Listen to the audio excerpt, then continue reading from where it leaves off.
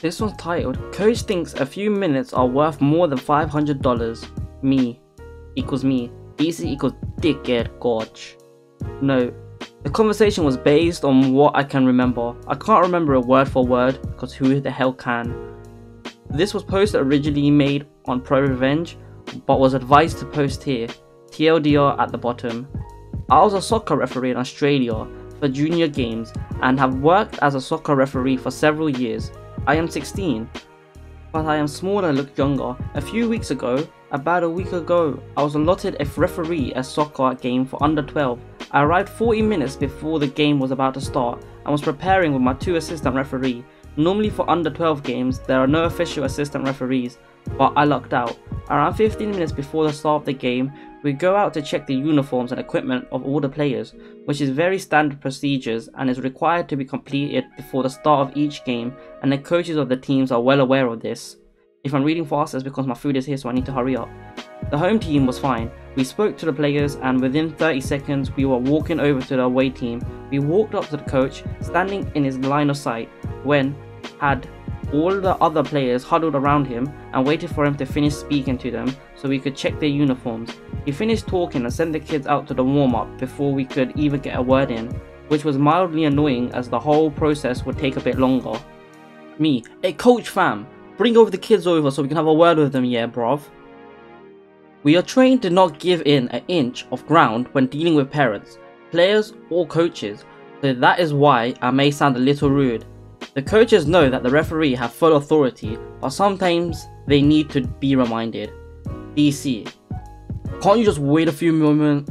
I want the kids to finish their warm-up. Me, nah bruv, we are going to talk to the kids right now.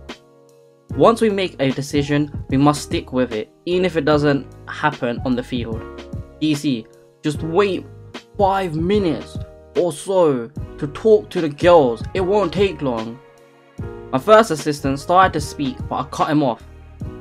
Bruv, we talk to the players when we want to talk to the players, and I say we talk to the players now. DC, it's just a few moments ref, it's not that important, just wait. Me, you wanna go fam? Alright, we ain't gotten out in 12 minutes to talk to the players. I motioned for my assistant to follow and we walked back into the ref's room. 12 minutes was the amount of time that the game was scheduled to start. As a referee, I had the authority to shorten each half of the match in junior games, but in the league it was strongly discouraged by the coaches and parents. As for the child to sign up to this specific league, it cost around 2,000 Australian dollars? Jesus Christ, what rich person's paying for that? No. If you have that much money, I ain't wasting on my child. Through that. 12 minutes later, we walked back out onto the field and the captain's already waiting at the centre of the field. Unusual. DC yelled out for me to start the match across the field. As we were a few minutes late, I slowly made my way over to him. Me, get the players so we can talk to them right now. Also, because we are starting the game late, the halves will be cut to make up for the lost time. The dickhead. You can't do that in this league. Don't you know? Just start the game ref. I can do that in this league and we have specific instructions from the leaders of our branch, not important, that we were allowed to cut halves but to try to avoid doing so. Me, I can do what I want and I'm gonna do that, so I suggest you call your players in before you lose any more time. DC, that's bullshit. I'm going to report you to the football committee. Coaches are not allowed to swear. Doing so is immediate reason for expulsion from the game, and he had also openly disagreed with my decision. By this point, a small crowd had formed, with parents and officials from both teams alike. In this league, we were allowed to give cards to coaches, and they work for the same way as they do on the pitch. I showed the coach a red card, meaning he had to leave the premises of the ground, and the club had to pay a $500 Australian dollar, about 400 United States dollar fine. Jesus Christ, for getting a red card, 400. As I was walking away from him, he yells out that he didn't mean it and that we can talk to the players now. I went to my marshal and told him to escort the DC away from the game, which he did. In the end, I didn't bother cutting the halves of the game as no one but the coach and my assistants had heard that I would cut the halves. The time lost was about 20 minutes and there was a 30-minute break between the end of this game and the next one. The game started and finished without a hitch. TLDR, I am a referee and the coach refused to let me speak to his players. Went inside until the game was scheduled to start, then asked to speak with the players again. He refused, saying he wanted to start the game, and he swore when I said I would cut the halves. I showed him a red card and he was escorted from the ground, and his club had to pay $500 fine. Oh hell no, I would not pay that. Oh, how? What kind of rich area is this in Australia? I thought Australia was a bunch of hood rats. I'm only kidding, guys. I know Giofilm is rich and he's in there, so is Bomfries. This one's titled 6 Broken Ski Sticks. Jesus, that's a tongue twister and a half. I was told this is a good subreddit to post a karma revenge story, so here you are. So here am I? This story happened to my mum when she was in the last year of high school, and the phrase 6 broken ski sticks still brings a smile to my face whenever I remember this story, so I thought you might like it. All the names are obviously fake, TLDR at the bottom, of course. Now, first of all, there is a bit of culture context required for you to understand it.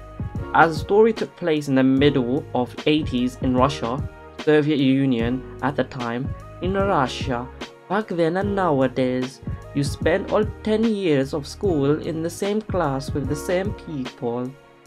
From the first year of elementary all the way up to your graduation, some classes create really strong bonds with each other, like my mum's did.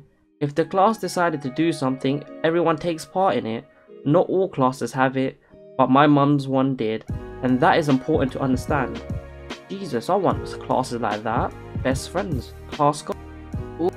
Also, in Soviet period, some schools introduced military education classes in high school, where students learned a bit of discipline, distinguishing military ranks.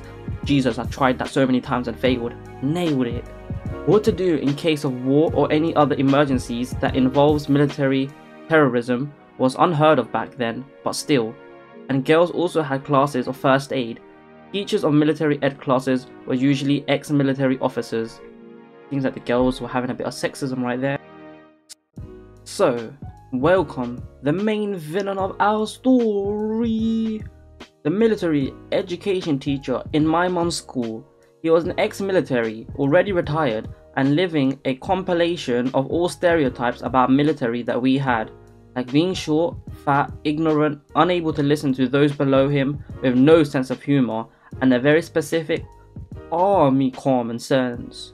The last one is hard to explain, but wait until the end. The class had ME lessons once a week. When the ME teacher, let's call him Jimbo, first came to them, he started his introduction like, "My name is Jimbo, and I've spent 30 years in a tank." The whole class immediately thought, why did you get out of it then?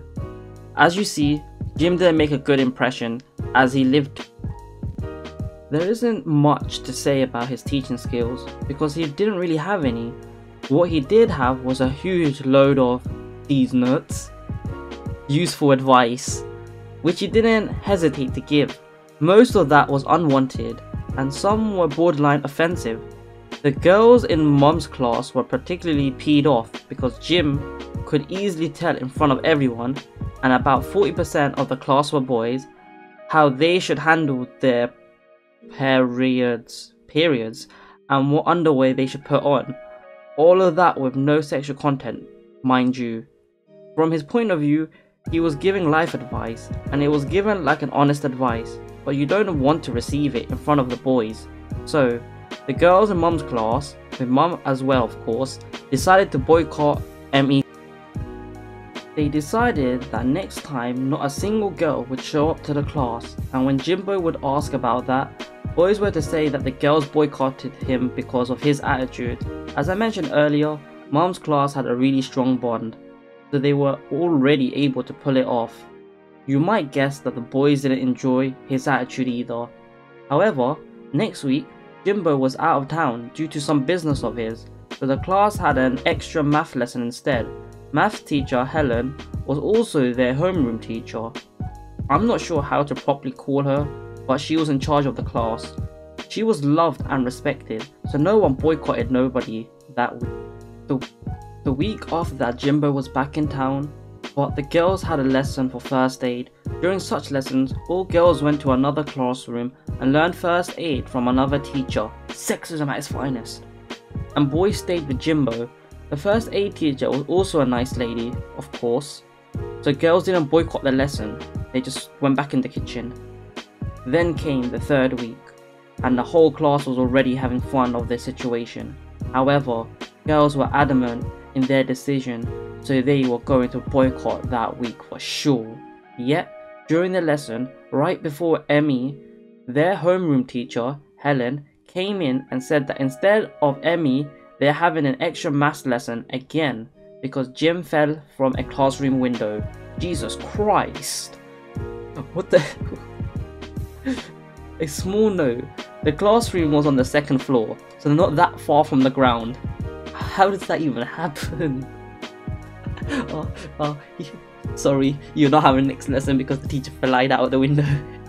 Upon hearing these news, people in the class asked, so, did he fall inside the classroom or outside? Helen schooled them for thinking he could fall outside, and said that of course he fell inside the classroom, but he still had a minor injury and went to receive medical help. It makes all sense now. At least I'm not the only one who thought that. If you think that was his karma, yep, you were right, but there is more to it, so bear with me. Unintended.